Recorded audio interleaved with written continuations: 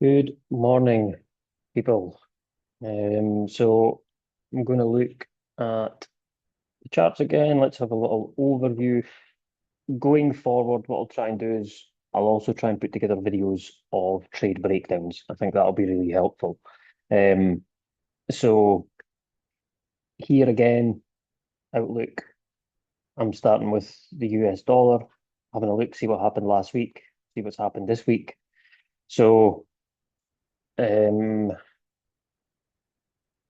going to delete this line just now. So I think I said to you, if I went even to the monthly, the 1 month. So because this had happened, so because we'd ran liquidity here, yep, this area, we then ran back up. So we took out this liquidity above here, and then we've broke lower again.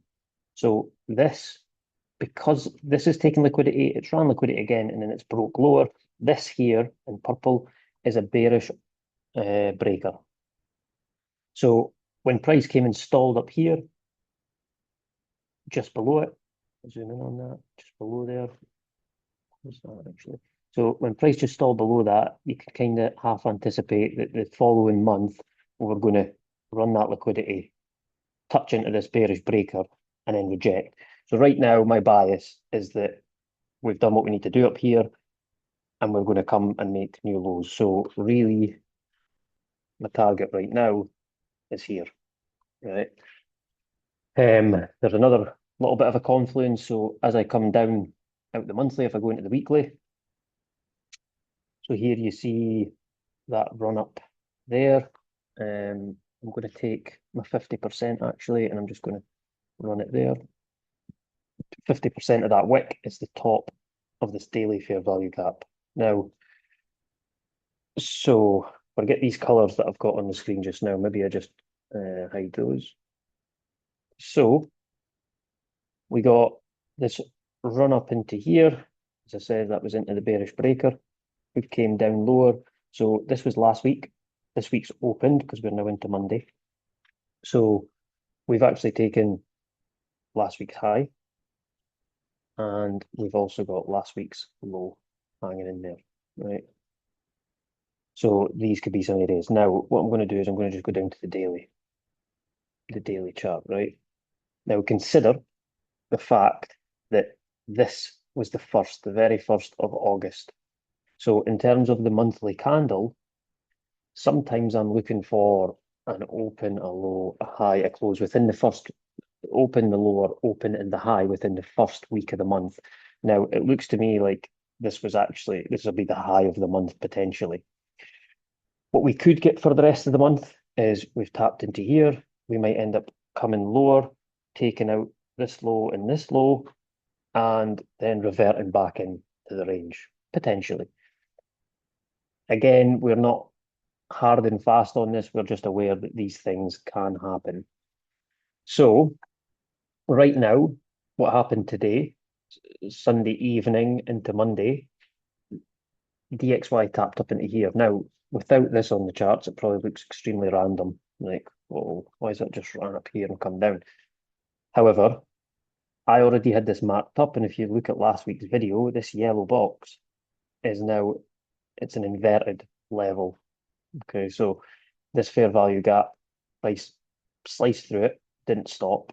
So what's essentially happened here is there was only buy side offered, then it didn't come back and offer buy side here, right? So it was just all sell side.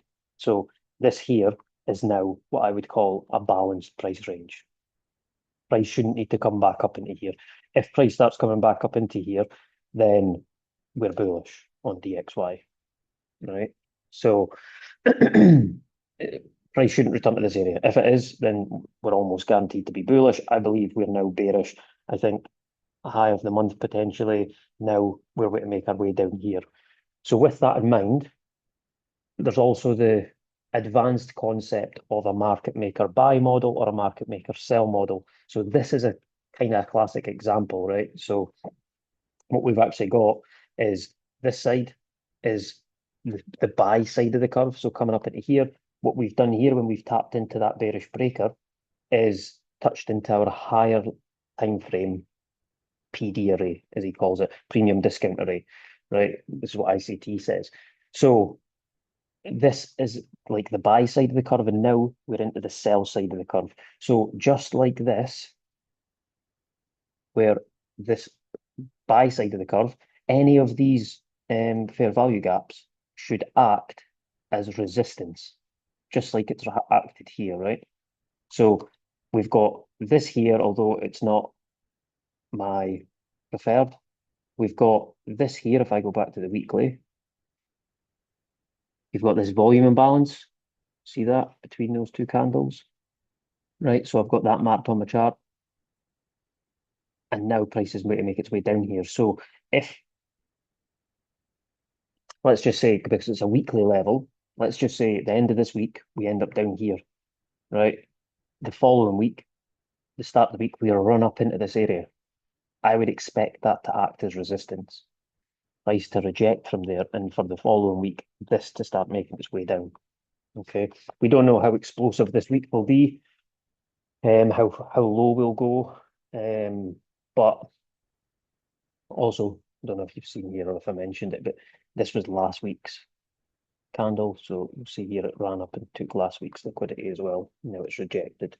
So the left side of the curve, we're looking here. I'm not really so much interested in the purple now because that was still, whilst it was on the way down. I only had that marked up whilst we were going bullish. As we sliced up through here, I had that marked because this should act as support. Okay, because it's on the left-hand side. So what I am looking at, I'll actually just delete that for now. One day, go back to the daily, delete that. So I was looking for fair value gaps on the left-hand side of the curve, right? So as I said, this was a daily level. I should still expect this to act as resistance, okay? This daily fair value gap. Again, if tomorrow we come down or today, and then tomorrow we run back up into this area, I'll probably look for shorts from this area. But looking down here, there isn't many fair value gaps.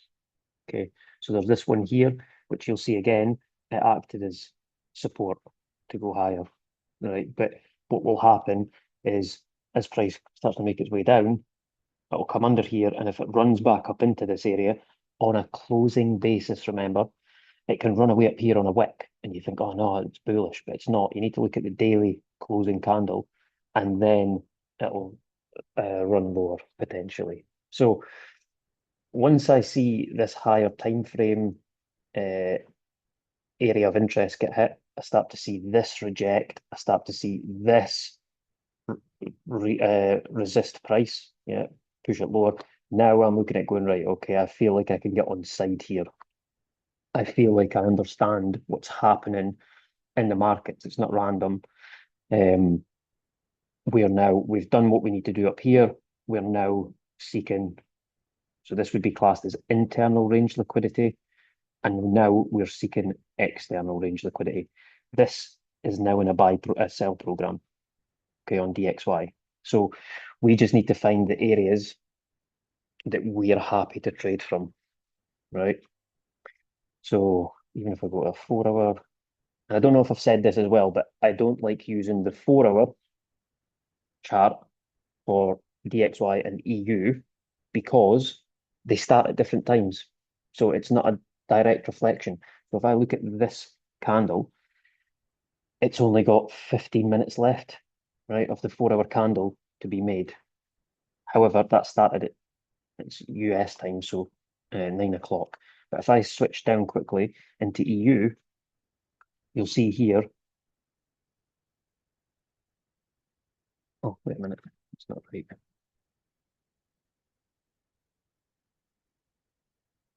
Right, there's something not right there. But they definitely don't start at the same times. That's not the 9 o'clock candle. Right, I'll come back to that, but that's definitely not right. So I like to use the hourly. Like if I'm looking at the charts between DXY and EU, it needs to be for me the hourly chart, and then I look to frame something off here. So there you'll see that spike up into here, and then we start to reject. So I don't think we need to come back up into here. So I'll now look. Again, I'm not going to trade Mondays. I made that mistake last week, the week before. No trade on the Monday. Last week, managed to bag 2%. I tried to go risk-free, and it's actually obvious the price would return back up to my entry. I should never have put my stop loss so tight, but never mind. And then it went lower. But I'll do some trade reviews for that. But yeah, we bagged another 2% last week. We've got, sorry, let me just run through this before I do this all the time. So I start wandering. So EU, the monthly. So as well as me talking about the monthly and it tapping, let's just hover back here. So the monthly, the bearish breaker, we managed to tap in here. Remember, I also said that July managed to take June's high, and then August's high managed to take July's high, right? But that didn't happen on EU. So EU, July didn't manage to take June's high low. So the opposite side. So SMT there, we managed to take July's low on EU here, take July's in August, that's fine. But there is SMT between these two, across the two tickers. So for EU again, so that's the monthly. If I go to the weekly, see what we're seeing. We've got this wick down. This is a daily level. So again, we'll see this. We've got this weekly inversion level now. So similar sort of thing.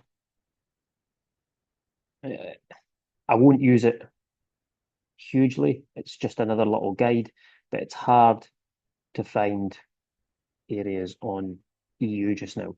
So you've got this here, volume imbalance on the left-hand side of the curve. Okay, on the weekly, let's go to the daily. So what's happened on the daily?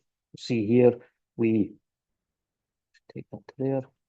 So again, left-hand side of the curve, if you like, here, it's all this really. So from here down the left-hand side of the curve, we can use these inversion levels, right? So we've got this here, we've got this low just hanging in there. So again, potentially it could be we end up coming lower into here, take this old low, come into the fair value gap and then turn higher. But we will just play it level by level. I'm going to be using mainly DXY because I think that's looking a bit better.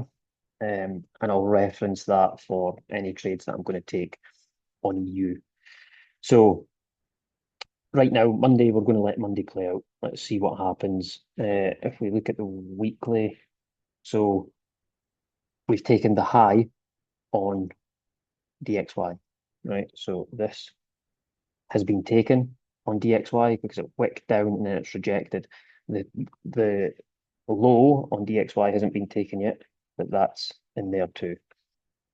So we've got SMT in the fact that DXY has taken the weekly high, but we didn't manage to come down and take it on EU. So I've also got this level up here. Is that a weekly level or a monthly? I think it's a monthly. So I've had this on my chart for a while as well. This fair value gap up here. It's been an area of interest to me. We've got equals, see these? Equal highs. So if you look up at the top here where it says the high, here is 19087 and here is 19090. So just slightly higher, but it's equals nonetheless. There's going to be stops there. So potentially, and this is where I say it kind of bounces off levels. So I had this weekly level, fair value gap, bounced out there, come down, comes back into the range, and potentially now we're way to head up for this area. If it reaches that area, I would expect it to maybe roll over again. But again, we just map these areas out. Yeah, we're not trying to force the market to do anything. We don't expect too much. All we're doing is looking for information. We've got clear areas that we want to see market structure shifts from, or we want to see a change in the buy program, sell program. And at that point, we can get on side with order flow. Okay, so Monday, there'll be no trading from me. Let's have a look at the economic calendar. I've not even looked yet. So this week, also the ISM was really poor, 50.1. They were expecting 51.5, which just means that the US will end up printing more money to stimulate the economy, which means for risk assets, Bitcoin, etc., it just rockets. So it's not any real concern. So we've got CPI for the US on Tuesday. So yes, and then nothing Wednesday, Thursday. We've got PPI, unemployment claims. So quite a volatile one actually. Thursday and then Friday. So I'll monitor this. We'll see what happens Tuesday, and we'll see what happens Thursday. If we can get some reads and we could then get into the market to try and play these moves, like if there's something obvious, then we will try and play them.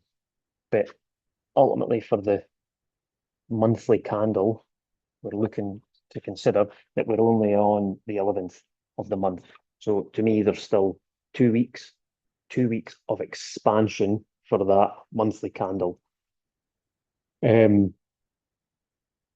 So once I get the kind of direction, I tend to stick with it unless I see something drastic change, right? So if I went to the 4 hour, you'll see here we're bullish, right, on the 4 hour. So we're going higher highs, higher highs. So if I start to see it break down from a key level, then I would be saying, right, wait a minute, maybe now the monthly candle isn't expanding, right? So we'll play it by ear and we'll see. But it looks to me like we're way ahead towards here. We just need to wait, let Monday play out. Hopefully we'll leave a fair value gap or something, or we get above this volume imbalance, get above there, and then the news Tuesday comes into here, we start to move high, then we can look to jump in a trade, right? Once we see our levels get respected, that's when we want to get into a trade. Right? And it could be short term, it could be longer term, but ultimately we need to wait for the confirmation. We need to wait until we get all the information we need. Back to, I'll have a quick look at the BTC because that's looking quite good. The trade that I was in, so we're up to 122k again. I had this marked out and I spoke to a guy last week. He was asking, when's Bitcoin going higher? And we were here. And I said, through this line, I says, well, this is a low resistance liquidity run, right? So because it's just soft highs. Somebody's got their stop loss here, somebody's got their stop loss here, somebody's got their stop loss here. They're all betting on it going to zero, right? What happens in these situations is it'll start to build, and quickly it'll just run right through these levels. It gives people no chance to cut their losses, right? So see, that's where it's a low resistance liquidity run. Market makers love it. So I think very shortly, put an alert on here, we'll probably make new highs soon. And then I think quite quickly, again, for this month anyway, I think we're getting to 130 up into 140 maybe, which will be a really big move. So for the month, August, from a way down here, August low, let's take that there. Let's say we get to 140. Can we get to 140? No. Yeah, 138. Sorry. So just do that again. From there to say 140, it's a 23% move, which for Bitcoin isn't, it shouldn't be looked as unachievable. I think it's very achievable. And if you look at global M2, then that's been screaming higher for a couple of weeks now. So I think BTC will follow suit.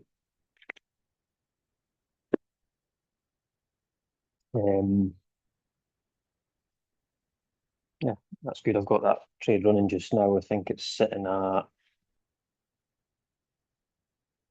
I'm sitting at 2,500. the total trade's worth 2.9, but on crypto, the commission kills you a bit. So I'm currently 135 and 200. So $335 is going straight to commission for holding crypto because it's volatile. But another great trade, same concept, right? Same thing, working in crypto markets. And like I say, I saw this 4-hour high get broken. As soon as that happened, I was in, and I didn't think we were ever coming as low as 109. So I was quite happy to enter. I'll probably ride this. That's in 129, yeah. So I'll probably ride this up to 130, maybe take some profits and maybe look to run the rest up into 140. Because I think now that we've left, I could probably just leave it running, to be honest, because now that we're leaving this area, I don't think we're coming back here before we hit 140, 150 anyway, and probably higher, to be honest. But yeah, just same principles, but on different markets. These work in any markets. They work in stocks, they work indices, everywhere. So that's the plan, guys. We'll wait and see what happens the rest of the week. Again, I'm just putting into place the concepts from the course. Having logical levels and just staying patient. It's the biggest thing. See, once you've got these basic concepts, it's all just about waiting for it to show itself. It's not going looking for it. It's not hunting for it. It's understanding that this works and having the patience just to wait, which is the hardest part, right? Okay, gents. So hopefully we'll have another great week in the markets, and I think there should be another few guys joining the Discord soon. There was a couple of guys that have taken the course in that, so over the next month or two, I think we'll end up with maybe another 3-4 guys coming into the Discord. So hopefully it'll get a bit more lively. But again, just put in questions. Please ask questions. Doesn't matter how silly they seem. Ask me, and we'll all get you there. Everyone's going to win. Okay, doc. Have a good week in the markets, gents, and I'll speak to you in the Discord.